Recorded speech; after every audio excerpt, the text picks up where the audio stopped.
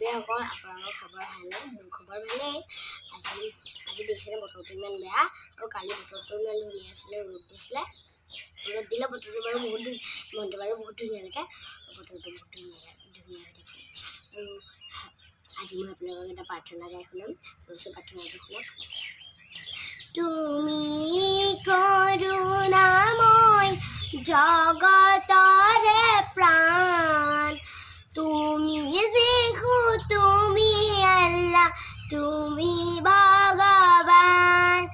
এই বিশ্বৰ সংসাৰ তোমাৰে সাজন, সকলো জীৱকে তুমি কৰিছা পালন।